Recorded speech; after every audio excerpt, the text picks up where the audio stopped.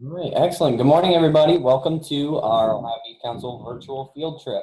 I'm Campbell Parrish with the Ohio Beef Council, and we're excited to have you here. Right now, we have over 40 people connected for this virtual farm tour. So we're going to do a quick around the classroom, and we'll have you guys introduce yourself. So when your classroom gets flashed up on the main screen here, we'll unmute you and just say hi. So I will call you guys out, and then we will get started with the farmer, Mr. Corry. So let's do Mount Gilead Middle School.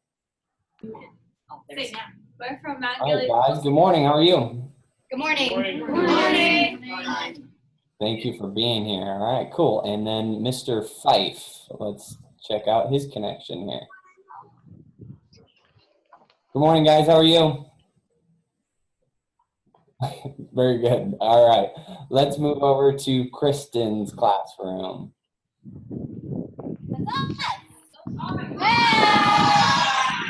Good morning, guys. Glad to have you here. All right, very cool. Let's move over to Global Impact. I can't see their full name. Good morning, guys. It's Mrs. Henry's class. Good morning, Mrs. Henry's class. Good to see you. All right, let's go to the next one down the line there. Lindsay Crane's classroom. Good morning, guys. Thanks for coming. All right, Mr. Wright's class. He's in mute. Hi. Good morning, guys. This is Miss Ahmed's class. Miss Ahmed's class. Good morning. We're happy to have you here. Very cool. Good morning, guys. Let's move to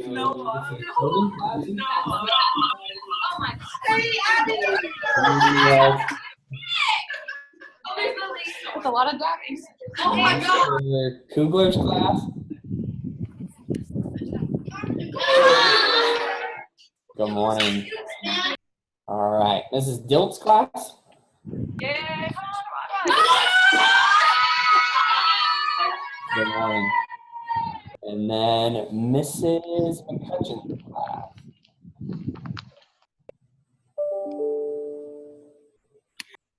Good morning, guys.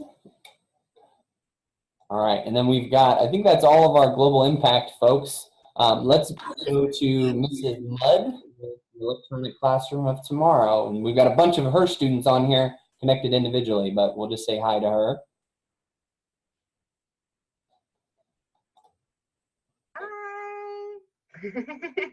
Thank you for having your classrooms here with us today. So I think we got everybody. If I missed you, I apologize, but we've got quite a few of you on here, but we're going to get started with our farmer, Mr. Craig Corry. So we are joining him on his farm today, and I'll let him kind of tell you about where he's from and what he's up to.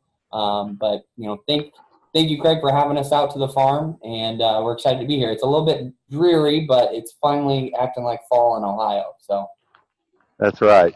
That's right. Well, good morning, everyone. Everyone hear me okay? If not, we'll get that fixed.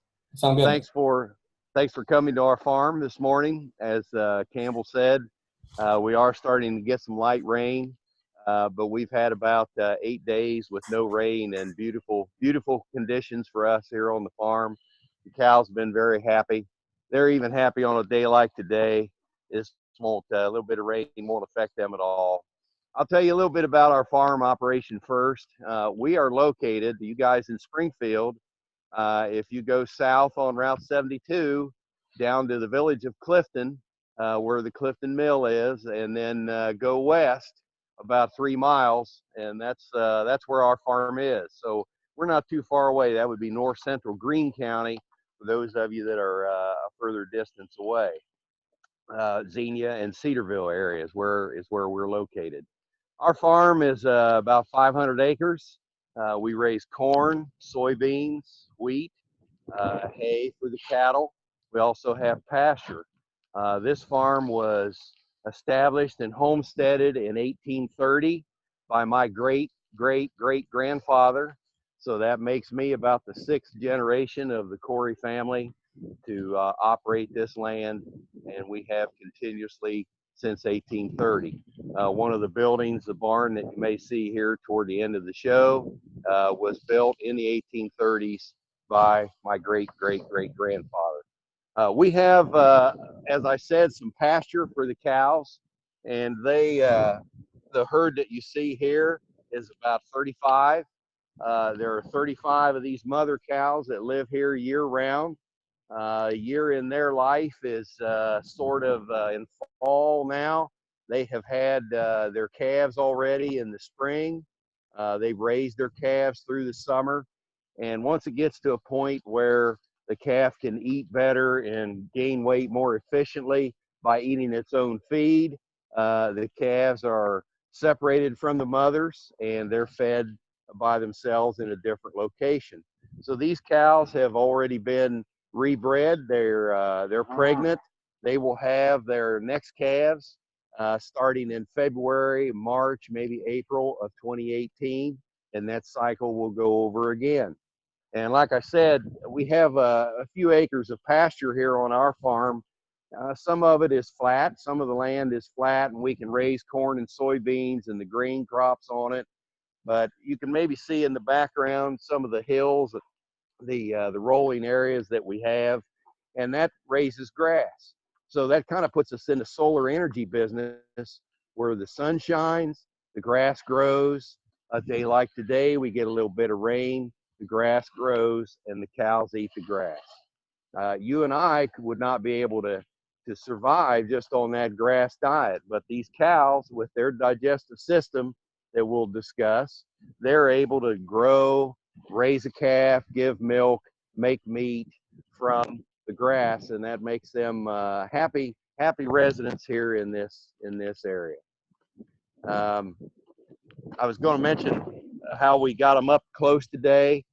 You see some hay on the ground, and we gave them a little bit of hay so that the cows can come up, and a little different change of feed stuff is sort of like dessert to them. We have some areas in the back where just give them a little corn when we need to bring them up close to the barn to inspect them closely or carefully. We use that sort of as bait. It's like dessert to them, and they come up and check us out. Does anybody have any questions about these cows here? All right, guys. So if you have questions, feel free to enter them into the chat there. Just tell your teacher and they can type them in. We've got some that have come in already ahead of time via email. So if you've got a question for Craig, feel free to tell your teacher and type it in there, and we'd be happy to get it answered for you. So the one question we had is, do all of your cows have names? Well, that's a good question. They all have numbers. Some of them, not quite all of them, have names. And there's a couple different reasons for that. But if you can see this ear tag here on this one, some of them show up better than others. The numbers mean something to us, and that ear tag is just kind of like getting a pierced ear. It doesn't hurt them at all. Their ears are really thick, and that ear tag we put in at a young age. But that code on this one is 81, and that means something to us. In our numbering system, the first digit, for example, is the number of the year, the last digit of the year in which this cow was born. So she was born in 2008. And the one is just a number that means something to us. So if you guys do the quick math on that, she's about 9 years old. And she does have a name. Her name is Bridget. And we just sometimes the ones that are really friendly and we can get close to and scratch like that, they may get a name. Some of them have names, some of them don't. Very cool. So we got a couple questions coming in the chat about how old are the cows and what breed are they? So tell us a little bit more about that. All right, most of them are black, and generally if cattle are black, that means they have some Angus bloodline in them. They may not be purebred Angus. These cows would technically be called crossbred because they may be a mix of more than one breed. So the breeds that we use primarily are Angus, Maine Anjou, some Chianina, There are a couple that have, if they have a white face, they may have some Simmental breed in them. Most of our cows are crossbred. Now, like we were talking on the year, we have a couple cows that are 14 and 15 years old. Most of them have their first calf when they're about 2. So if a cow stays around and is productive for about 10 or 12 years, that's about how old most of them are. Very good. We got some questions about calving. So how long is a cow pregnant, and what does calving look like? Well, I would say the magic, an easy way to remember it, the magic number in a cow is 9, 9 months and 9 days. And when you guys do a pig field trip, you may hear about the magic number for their pregnancy being 3 months, 3 weeks, 3 days. So in a cow, if we translate that into cattle, it's a little bit longer than 9 months. So they're bred in the spring, and then they calve in the late winter, early spring the next year, about 9 months. When the calves are born, they will weigh. We like to have them as small as we can, and a smaller calf is easier for even a big cow to deliver by herself. But we try to have the calves at about 75, maybe 80 or 85 pounds, and a cow can deliver a calf like that. They're kind of like a baby colt, a lot of legs, and maybe their body isn't that big. Sometimes we have to watch them closely to assist if the cow is having difficulty calving. Depending on how old they are, it can take them anywhere from an hour or 2. They may have a longer period of labor. There are times when, if we're unable, we may have to assist help from our veterinarian who is close. But generally, the calving season begins in about February, ends in April, and we have very good luck, very little trouble. Very good. So we got some questions about the differences between dairy cattle and then beef cattle. So maybe you can talk a little bit about that, maybe why you like raising beef cattle versus dairy cows. Okay, yeah, a dairy herd, if a lot of you have seen dairy cows look different.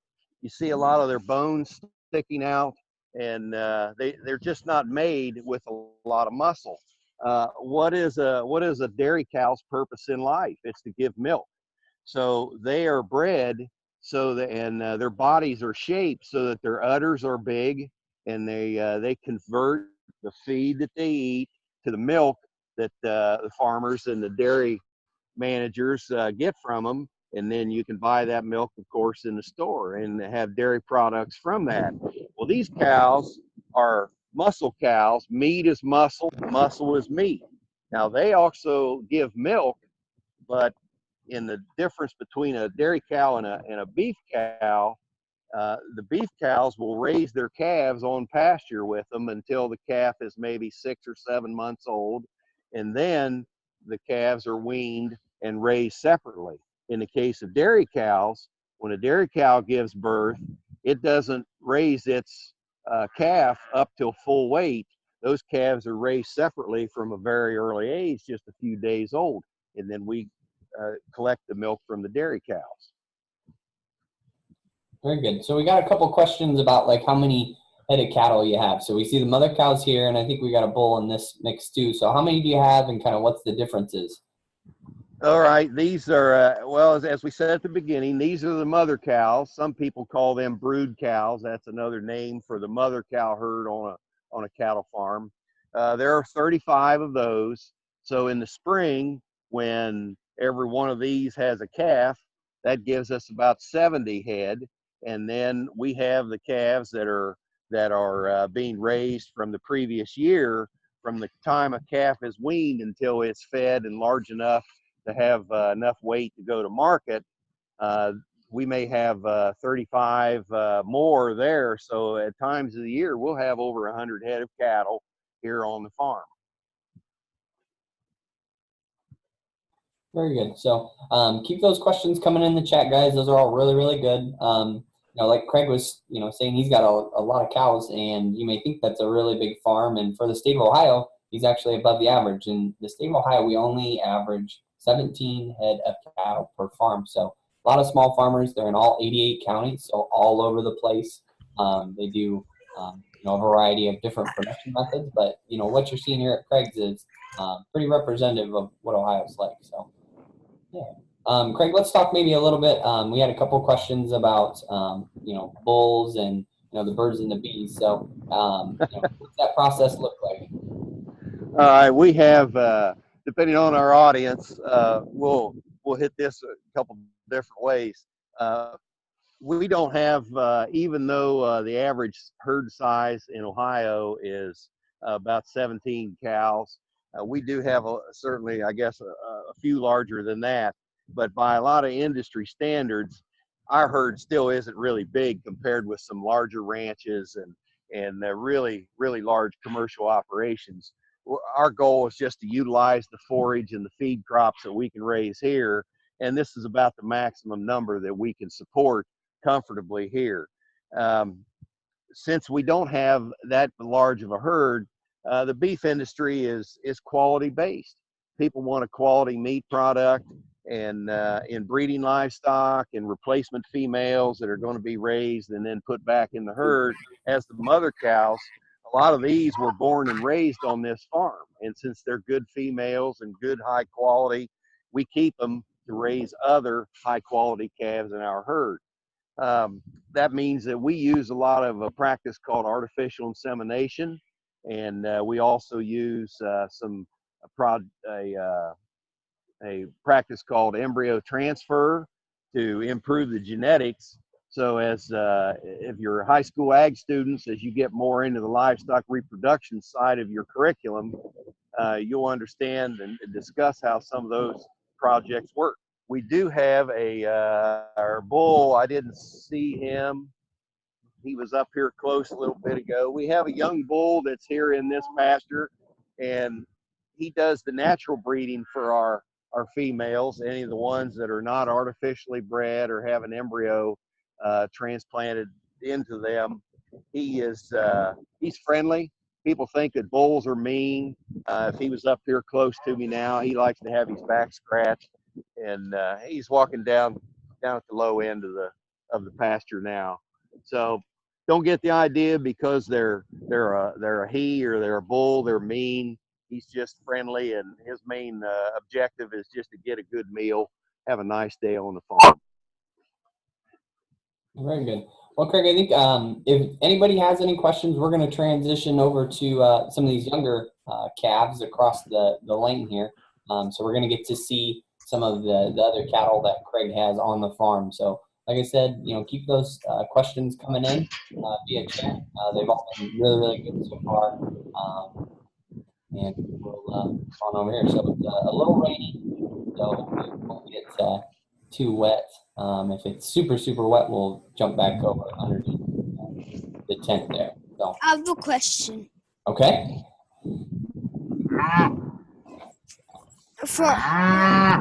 The question's for Craig. Okay, go ahead, buddy. What kind of milk did your cows give you? Say it again, please. What kind of milk did your cows give you? Oh, what kind of milk does the cows give us? Yeah.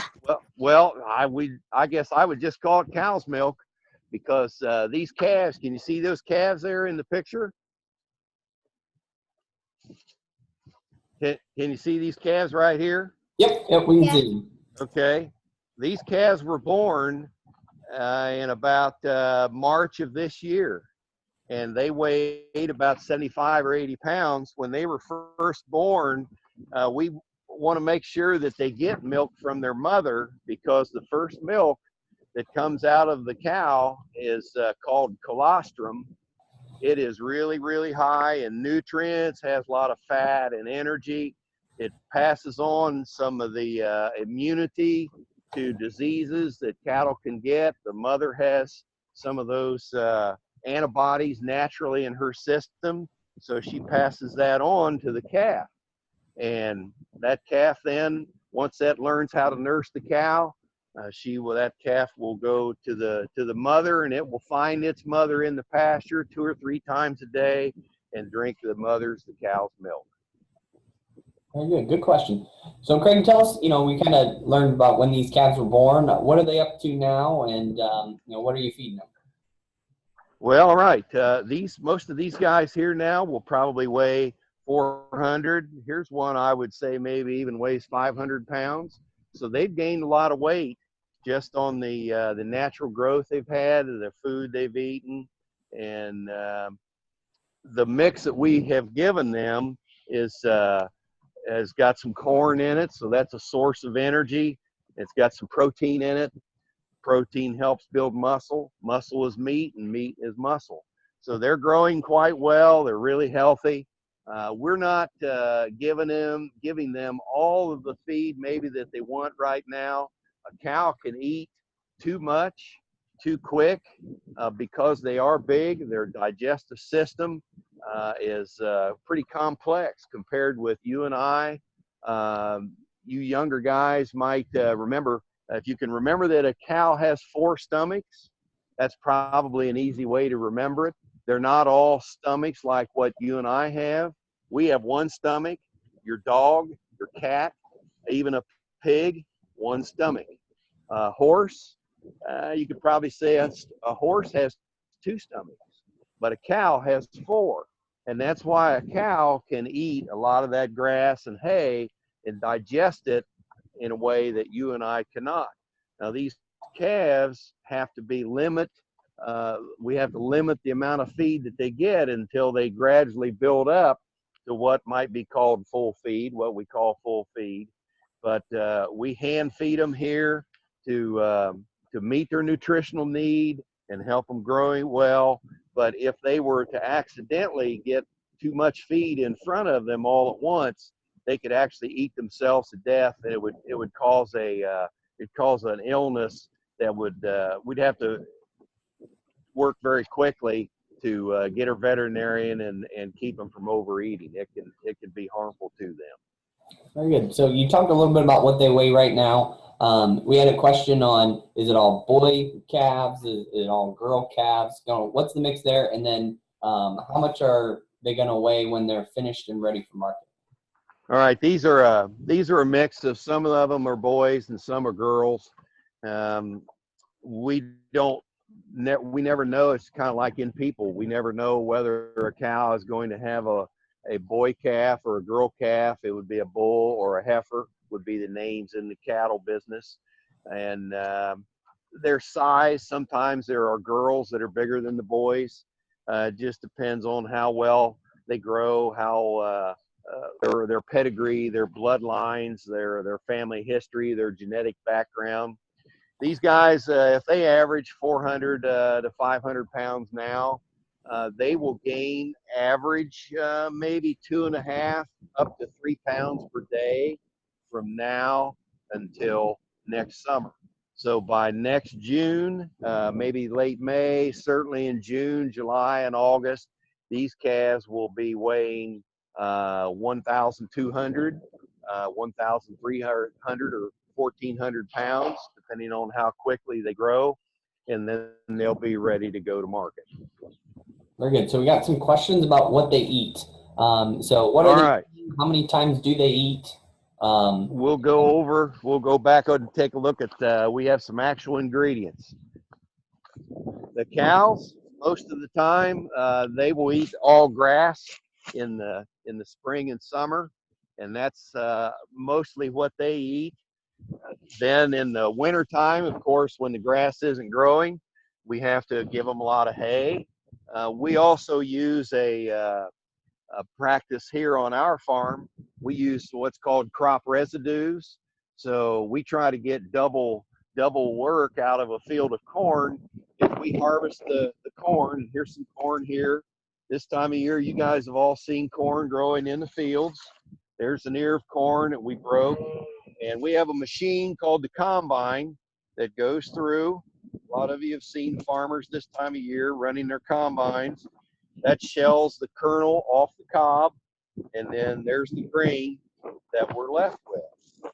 So that corn can be ground up and flaked or rolled, depending on the machine that it goes into. And the cows will eat it this way too, but usually it helps them digest it a little better if it's kind of cracked or ground or rolled up a little bit or crimped or whatever you want to call it. There are some farmers that will grind the cob and the grain together, and that makes a really good feed too. But corn as a cow feed is high in energy, so it's got a lot of energy or carbohydrates or calories in it, if you want to think of it that way. But the cattle also need protein. And where do they get their protein? Well, also in Ohio, we raise a lot of this grain here, which is soybeans. So there are some soybeans, the little round goobers, and cows will eat soybeans raw. In fact, even people, you can put them in a pan and put salt and pepper on them and roast them in an oven and make roast soybeans. The cows will eat them this way, but there are other things that we can do with the corn and the soybeans to get some other products, and they have other uses besides just livestock feed. For example, in a soybean, the soybean can be squeezed real tight, like in a vise, and they can get some oil out of this, and things can be done with the soybean oil. It's used for cooking. It's used to make ink in magazines. It's used for fuel. It could be mixed in with diesel fuel for trucks, so and diesel powered vehicles and tractors. So they can do things with the soybean. Then after that oil is taken out, the meal that's left can be put together in what we call these pellets. And those pellets are really high in protein. They can even add some vitamins and minerals in with that pellet. And since it's pelletized like this, when it mixes together with ground corn and the pellets or the cob, it stays together in a mix really well, so the cattle get a uniform ration with everything. It's not like in a bag of potato chips when the fine stuff always goes to the bottom of the bag. You'd be left with the pellets and the corn separate. So does that make sense to everybody? Yeah, I think that sounds good. All right. You have a question I- about, All right, I have That's one good. question. okay. Do cows only eat nutritious stuff? Well, give me an example of something. What do you think they would eat that would not be nutritious? How about like a tree leaf? You think a cow would eat a tree leaf? If the cows are in the woods and there are some leaves hanging low, some of those cows will reach up and they'll think, wow, that leaf tastes pretty good. But most of the time they'll eat the grass or they'll eat the hay that we give to them. Any of the feed that we give them, we make sure it's really nutritious. So there's corn, soybeans, there's our pellets. Now, how about this stuff here? Now that kind of looks like sand, but actually that is a mix of minerals that has calcium and phosphorus, and it does look a lot like sand, but it has some salt mixed in with it. There's a soybean in there. But if you've ever been around or had a cow lick you, its tongue is really, really rough. So we give this stuff in a pan to the cows and put it in an area to when they like salt just like you and I do. We like maybe some pretzels or potato chips. Salt for a cow is a really important mineral. It helps them regulate the amount of water they drink. They need calcium for their bones and their teeth and their skeleton. To give milk to their calves, it has a lot of calcium in it.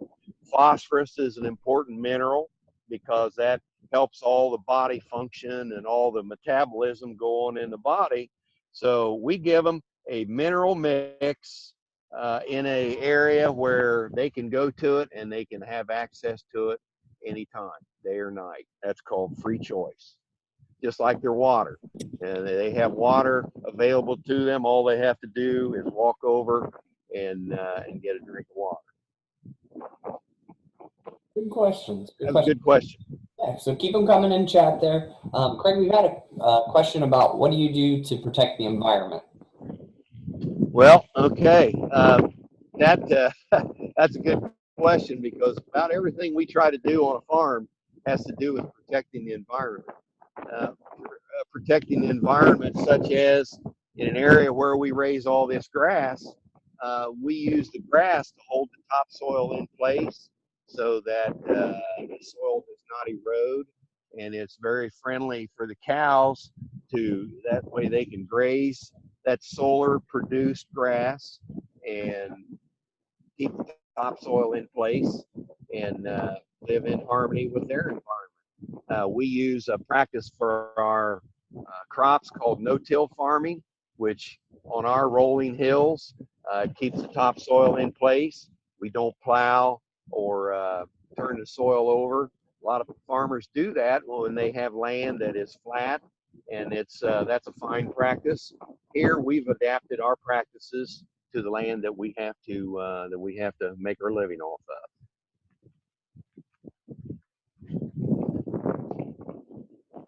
Very good. So we got a question about, it's starting to get a little nasty out now that it's fall in Ohio. Where do you put them in the winter? Like, how do you make sure that they're taken care of when there's inclement weather? Yeah, that's a good question.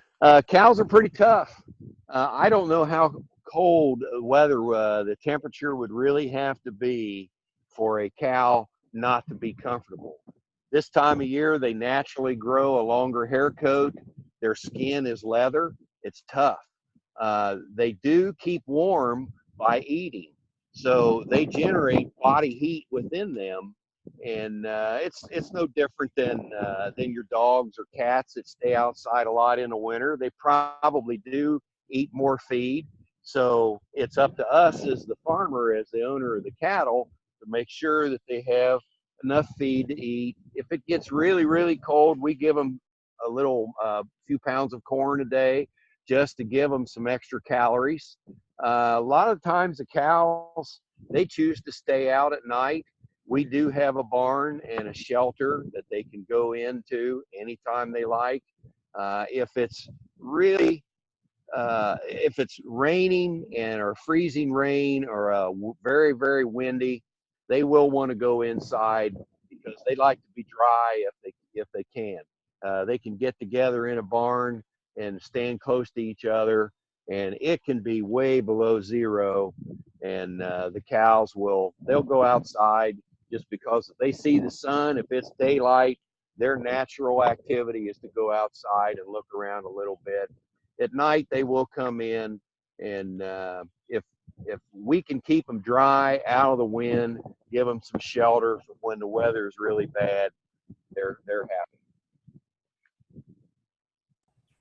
Very good. So guys, we're about down to the last 10 minutes. So if you have some more questions, make sure you're throwing them in chat. We want to make sure we're answering everybody's questions as we're wrapping up here. So Craig, we had a couple of questions about what's your favorite beef dish. So when you're eating beef, what do you like to eat? My favorite beef dish, probably that's a tough choice.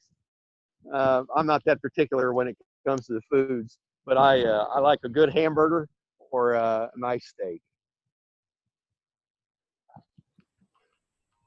Very good. So we got a question about when cows sleep. Do they sleep standing or do they lay down? Good question. Yeah, that is a good question. It is odd. Sometimes at night, they will lay down. I don't really know if a cow, I honestly could not say if a cow really goes to sleep like you and I sleep. They will rest and they will lay down later today. Their natural activity is they're going to eat. They've eaten some hay here this morning. So in about 2 or 3 hours, they will go back out in the pasture and lay down, and their complex the digestive system will take over, where they may not be moving a muscle except for chewing their cud with their jaw. And that's when they regurgitate some of the hay and the stringy, the long stemmed hay, the grass that they've eaten, or the corn stalks. They bring it back up to their mouth and chew it, and chew and chew and chew until they reduce the size of it. They also are grinding some of the juices out of what they've eaten, and then they re-swallow it, and they bring up some more and they chew it again. And that's a process that goes on almost 24 hours a day. So as far as you and I going to sleep, I don't know that a cow really ever gets into that deep of a sleep. And the other thing that is interesting about cows is I don't know that I've ever seen even our herd when they've all been down on the ground. Usually there is one or two, and I don't know whether they're standing guard to watch for predators like coyotes, or out west, whether there would be other predator animals that would sneak up and try to attack the herd. There always is seeming to be one or two that seem to be up walking around, but they'll not sleep standing up. Let's put it that way. Gotcha. Well, good question. Here's one that is a pretty big question, so we'll try to answer it in a fairly short manner. So what challenges are you facing in 2017 as a farmer? So not just taking care of your cows, but what sort of stuff off the farm is affecting you? 2017, it's only got about 2.5 months left of 2017. Probably the obstacles or the challenges that we face every year. Number one's the weather. We can make plans. A farmer can make plans. You can choose seed. You can choose fertilizer. All of our inputs for our crops. We can make plans for how we're going to manage our cow herd. But the one variable that we cannot affect is that we have no influence on is the weather. So we feel we're lucky if we have a summer, and here it is in the middle of October. If we have a summer and an early fall where our grass is still green, the cows are still able to eat green grass. We've not had a very bad drought that we've had to harvest other hay and struggle to just keep our cows fed, because that's a priority. We have to take care of them as long as we have them. So we're pretty lucky if we have good weather, number one. Number two, we don't have a lot of influence on the prices. It's nice to have the products that we sell bring a nice price at the market, but I don't have any control over that. I can do my best to keep our costs low. The biggest cost in raising the animals over across the driveway, the young calves, is feed, and that's a lot of corn. Even though we raise it, it can be expensive to raise even the feeds that we raise here. So those are probably two of the biggest ones. That's a good one. All right, so we'll give you a little easier question. So one of our participants wants to know, do you like cows? Yes or no? Oh, I love cows. That's one of my favorite subjects. Very good. And then they also want to know, do you have any other types of animals on the farm, or do you just have cows? We only have cattle. We don't have any other livestock, only cattle. Gotcha. So we've got some questions about when you sell your cattle. What are you selling them for? Are you selling them to other people? There was a question about, are you selling them to people that are going to show them at the fair? Are you selling them to a market? Kind of walk us through that last step there, and we've got about 5 minutes left, so we'll have questions after. All right. The short answer to probably most of those is yes.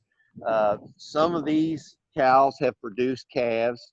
Since we try to use superior genetics in the bulls that we breed these cows to, there have been some of the calves come out of our herd that have been shown by kids in 4-H and FFA at county fairs, state fairs.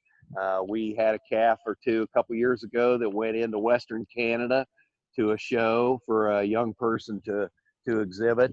So the answer is yes. Some of our animals have been sold and raised by other families, especially if it's a female. It may be kept and added to their breeding herd.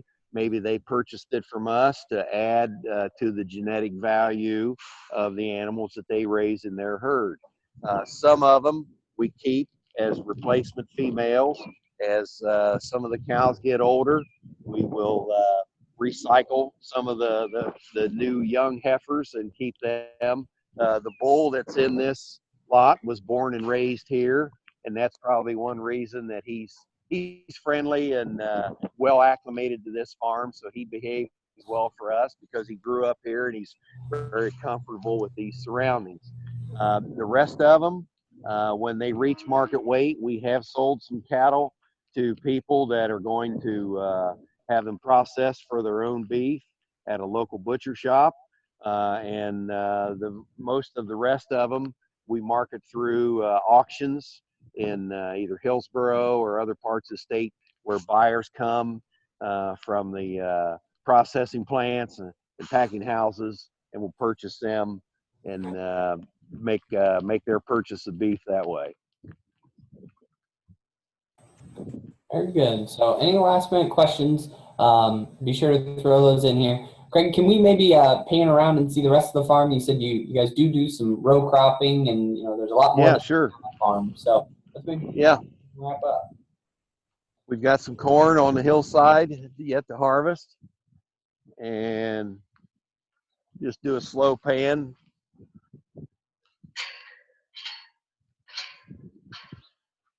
So you can kind of see in the background some of our the rolling hills that we have. The trees are now starting to lose their leaves.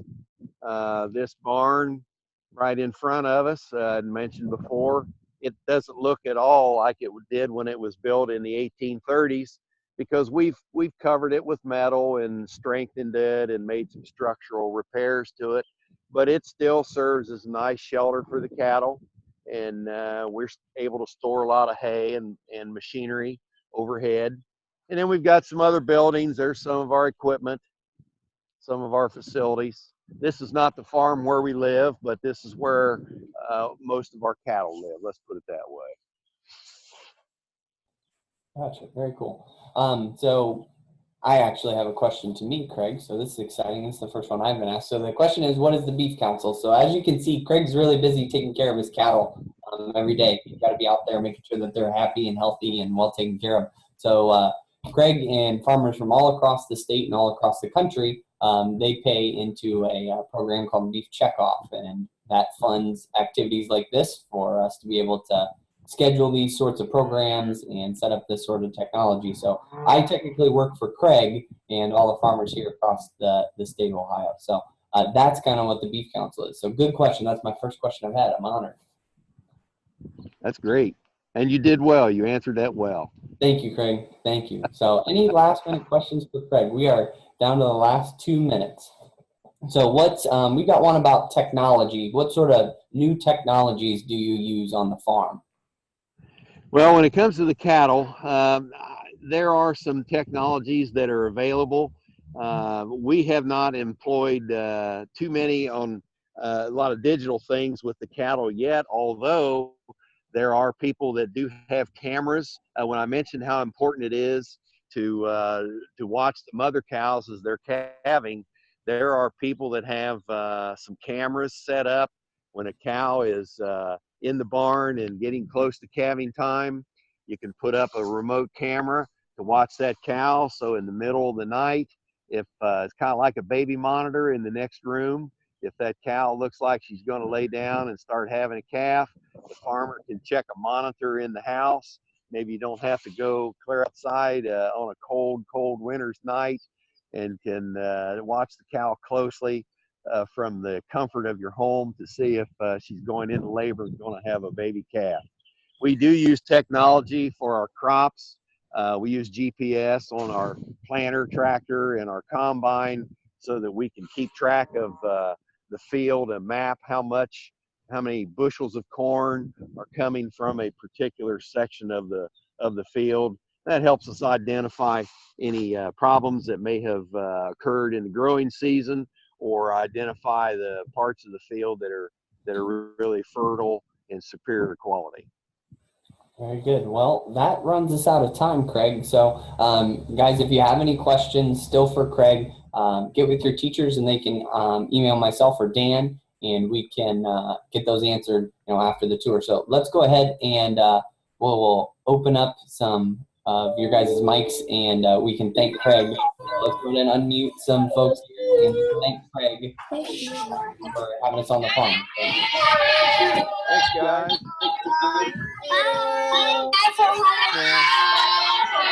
Bye.